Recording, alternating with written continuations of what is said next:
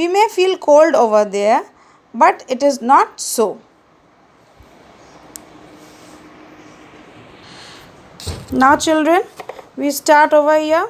Another next point is that now we will study about the gases which is in the air. The air is a mixture of gases which usually maintain a constant proportion. A sample of air near the earth contains 78% nitrogen, 21% oxygen, and 1% other gases such as carbon dioxide, water vapor, etc.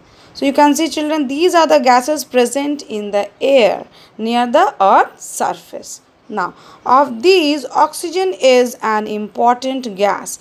It is called the breath of life. That means without this oxygen we cannot stay alive because it is very necessary for breathing. As we go up, the quantity of oxygen goes on decreasing. As we go high up in the mountains or into the space, the oxygen goes on decreasing. There less oxygen is found. So that is why the mountaineers carry oxygen cylinders on their backs while climbing high peaks. The astronauts also carry oxygen cylinders for the same reason. Oxygen also helps in the burning activity. It is saying children over here in this paragraph that the gas oxygen is very important for us to breathe. Without that we cannot stay alive. That is why the mountaineers, they carry oxygen cylinders at their back when they are climbing the mountains or the high peaks, as well as the astronauts, those who are going into the space, they also carry cylinders for the same reason, to breathe properly. And this oxygen gas, it also helps combustion, that is supports burning. Without oxygen we cannot burn anything. Now next is the importance of atmosphere children. Now number 1, the atmosphere acts like a blanket or a glass house for the earth. What do you mean by this sentence children? It acts like a blanket means it covers up the whole of the earth like a blanket and like a glass house, so that it is protected like a shield. It receives the radiation of the sun but does not allow the insolation, that is incoming solar radiation, to escape into space. That it is saying children over here that it does not allow the solar radiation which has come on the earth's surface to escape from the earth's surface. As such, it keeps the earth warm. Whatever heat radiation has come on the earth's surface, it does not allow to escape. The layers of atmosphere, it protects and it is intact, giving us the warmth whatever is required by us. Now, next point is it protects us from the harmful solar radiation. Whatever harmful radiations are coming from the sun, there are layers of the air which is protecting us from those harmful rays. The water vapor and carbon dioxide present in the lower layers of the atmosphere absorb the heat radiated by the earth's surface, and as such they keep the atmosphere warm even during night.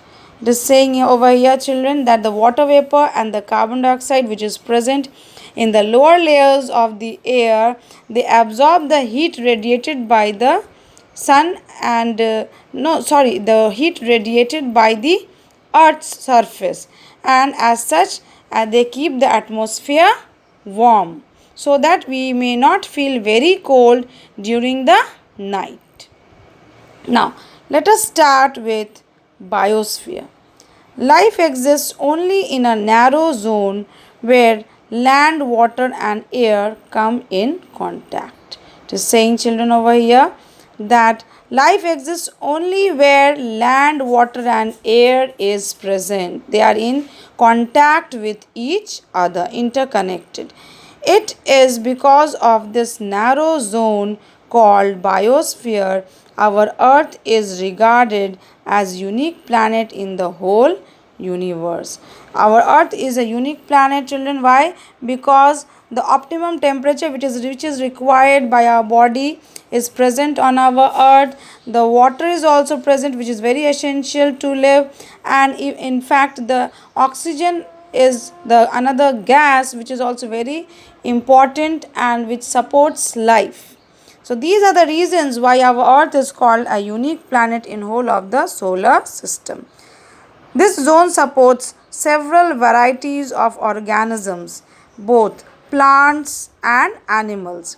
There are about 10 lakh varieties of animals and 3 lakh varieties of plants. You can see, children, the biosphere, it supports all types of living organisms present on the earth and supports all types of life in the water as well. Now, next let us see the what is this topic. It is global warming. Next, increase in the amount of carbon dioxide in the atmosphere has caused the temperature of the earth to rise. This is known as global warming. Let us see, children, what is global warming.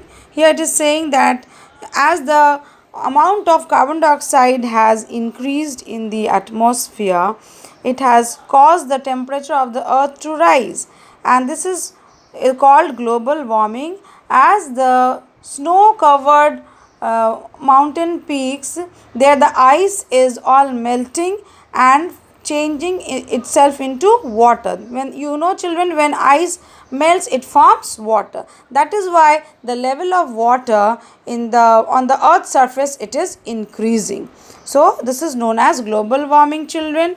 And you can see the picture of biosphere over here, and you can imagine how all the four domains are interconnected with each other, and how it is biosphere, it is formed with the support of lithosphere, atmosphere and hydrosphere.